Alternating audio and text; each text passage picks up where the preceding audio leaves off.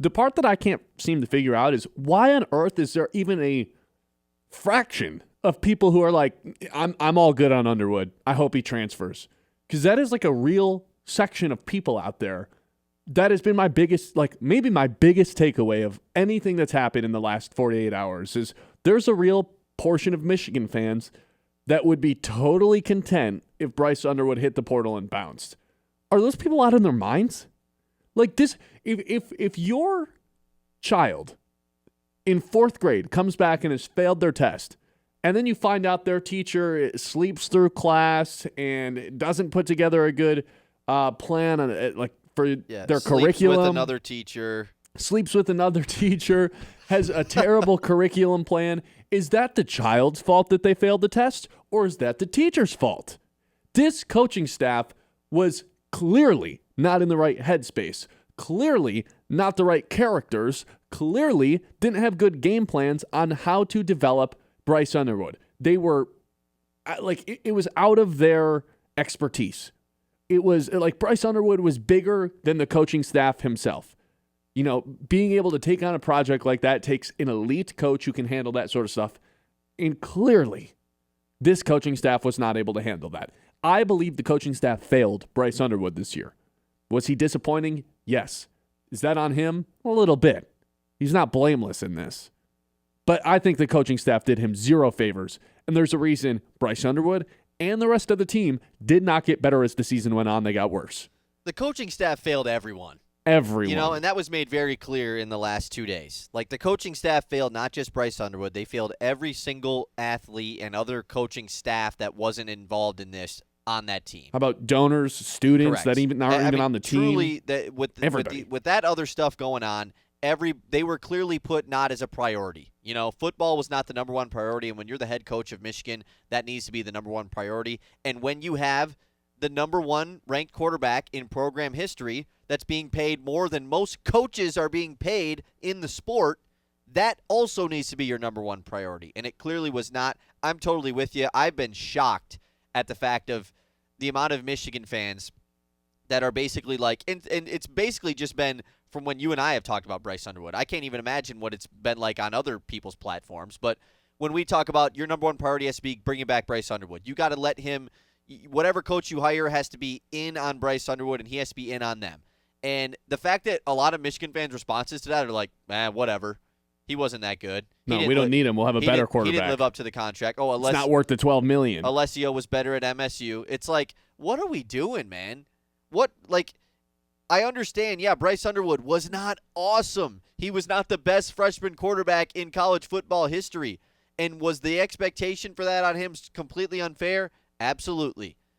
But the whole process of bringing Bryce wasn't to have him for 1 year, right? It wasn't for him to come in year one and be great, and then it was like, let's go. It was always about year 2 and 3 with Bryce. It was always about year 2 and 3. Michigan fans themselves this season came into the year talking about how this was like the developmental year. This was the bridge year between, okay, we weren't very good to we're going to be back into the playoff and national championship contenders. Yes, this year was a disappointment, but it was always about year 2 and 3 with Bryce. So why are we giving up on him after we've even gotten there, or before we've even gotten there? This would be like you go to the car rental place and for a cross-country trip, and 1/3 of the way in, you're like, I don't like this car anymore. We need to switch cars. What are we talking about? And also the $12 million. That's not coming out of your pocket. That's not coming out of the athletic funds pocket. I know, that's what everybody's There's no salary cap, guys. That's what everybody's biggest gripe is. Like, well, when he's being paid this much, he's got to do. It's like, you're not paying for that. What do you mean? Nor is it hurting against a salary cap or anything. When he's being paid this much, exactly. Like it affects nobody. He could be. You're telling me if Bryce Underwood was playing there for free, you would be like, it's okay. He's a freshman. You know, he's gonna have slow development, but year 2 and 3 he'll be fine. It's all because of the dollar amount that you're frustrated with it? I think it is, because in what other world would people be like, I'm all good on this 5-star that we got last year, number one recruit in program history. I'm all set. It has to be the money, right? And the thing is, yes, it does have to be the money. I think that Michigan fans don't want him gone. It's the fact that, well, if he does leave, it's whatever. I think that's kind of the vibe that you get from Michigan If he fans. leaves, you're right. That is the vibe. But here's the problem, Michigan fans. If Bryce Underwood leaves, I bet you Andrew Marsh is hitting the portal. I bet you those 2 5-stars you just signed are all of a sudden, wait, what? This guy that I want to go play with and play for, that I believed in, that I loved in high school, that guy's hitting the portal? Well, that tells you how bad it is there. I'm uncommitting. Like, I'm going somewhere else now. Bryce Underwood leaving and hitting the portal would be the first of many dominoes to fall that would ultimately, I believe, lead to the demise of this program, at least for a couple of years. I mean, the first domino of the demise of this program is clearly already fallen. And sure. It was a large domino. But Bryce, I think, has the biggest impact on how many players are staying, how many players are hitting the portal. If he stays, people are going to rally around him. People love Bryce, man, on that team. Yeah. They all look up to him, even though he's a freshman. He's the leader there. We got a YouTube chat from Ryan. As a Michigan fan, I don't think a majority wants Bryce gone, but the last 2 years have been a massive mess, and I think everyone just wants a reset. Sure. Have that reset with Bryce Underwood. Why does Bryce Underwood have to be part of the reset? Yeah, like, he wasn't here the year prior to that. No. It's not like Michigan had a bad year either. Like, they had 9 wins. They went 9-3. Like, that, they had a good year in a year that they weren't expected to be national championship contenders. I think that's fair, right? Oh, 100% it's fair. Did they get their butts blown in by the 3 teams? Oh.